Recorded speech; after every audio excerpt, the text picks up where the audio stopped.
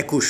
Führer নাম গত ২০ ফেব্রুয়ারি রাত ১২ তারিখে নগরীর কন্ডেলাটর প্রশান্তি আবাসিক এলাকার একান বিল্ডিংয়ের পিছনে ডাস্টবিনত ফেলাই যায় গই জন্মদাত্রী মা তোয়াইফাই কিছু যুবক পুলিশরে জানাই হাসপাতালত নেই আকবরশাহ থানার ওসি মোহাম্মদ আলমগীর নাম রাখে ২১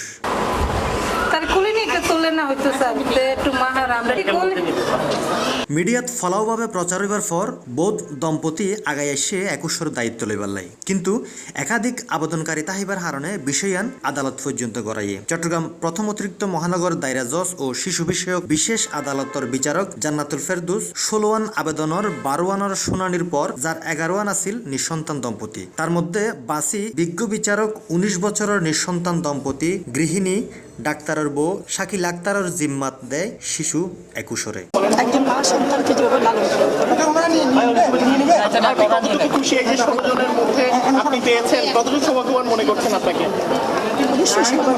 মাননীয় আদালত বলেছেন যে আগামী ১০ তারিখের আগে এই বাচ্চার জন্য যেহেতু ২১শে ফেব্রুয়ারি তাকে পাওয়া গেছে ২১ নামে এই বাচ্চার জন্য ১০ লক্ষ টাকা শিক্ষা বিমা করতে হবে। শিক্ষা বিমা করার পরে একটা নির্ধারিত ডেট দিবেন, প্রতি ডেটে আপডেট জানাতে হবে আদালতকে যে বাচ্চাটাতে উনি সেবা শুশ্রূষা করছেন, ভালো আছে, বাচ্চার সম্পর্কে জানাতে হবে। দ্বিতীয়ত হলো কখনো যদি তার মা বাবা আসে তাহলে তাদের ডিএনএ টেস্ট করে আদালতের সকল পরীক্ষা নিরীক্ষার পরে মা বাবাকে উপযুক্ত ওনার কাছে ফেরত দিয়ে দিতে হবে।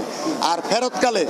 আদালত ওর নামে যে ১০ লক্ষ টাকা শিক্ষা বিমা দেওয়া হচ্ছে এটা বাচ্চার সাথে চলে যাবে। বর্তমান যাকে জিম্মা দেওয়া হচ্ছে সেই ১০ লক্ষ টাকার কখনো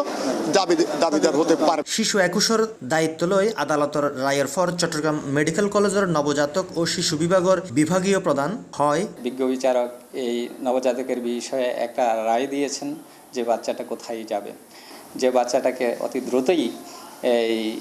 উপযুক্ত